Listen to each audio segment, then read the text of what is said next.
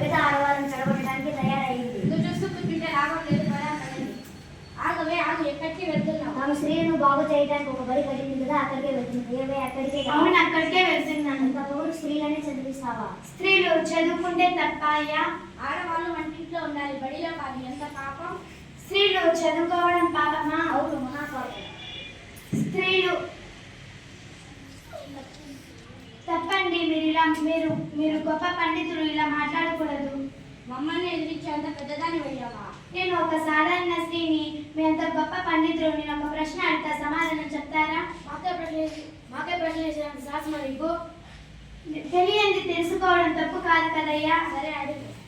స్త్రీలు ఎందుకు చదువుకోకూడదు? స్త్రీలు వంటింట్లోనే పరిమితమని మన పెద్దలు చెప్పారు. స్త్రీలు చదవడం విజ్ఞానానికి సంబంధించిన విషయం. అవన్నీ నీకు అనవసరం. నువ్వు ఇప్పటి నుంచి బడికి వెళ్ళకూడదు, ఎవరికి చదువు చెప్పకూడదు. మీరు కారణం చెప్తే బడికి తప్పకుండా వెళ్ళను. వేదాలు ఘోషిస్తున్నాయి. ఏమని? ఆడవాళ్ళకి చదువు అనవసరమని. ఏ వేదంలో రాసిందో నాకు కాస్త చెప్పగలరా? నీకు చెప్పాల్సిన అవసరం మాకు లేదు.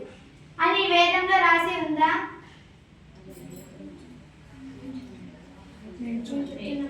మేము చెప్తున్నాం అంతే. నన్ను క్షమించండి, బడి ముయ్యడం కుదరదు. అంటే ఏమి నీ ఉద్దేశం? మా మాటే కాదంటావా?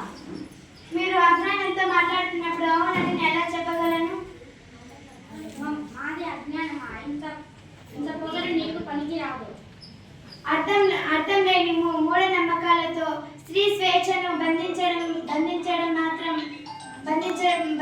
మాత్రం మంచి పనా? అంటే నీ ఉద్దేశం ఇలాగే ఆడవాళ్ళని కూడా ఊరి మీద వదిలేయమంటావా? దీన్ని ఇలాగే వదిలేసే స్త్రీ జాతిని మొత్తం నాశనం చేస్తుంది. జన్మ కలగడం నీది ఒక అర్జన్మేనా? ఆడజాతి మొత్తం నాశనం చేసే బలే పాపిష్టిదానా?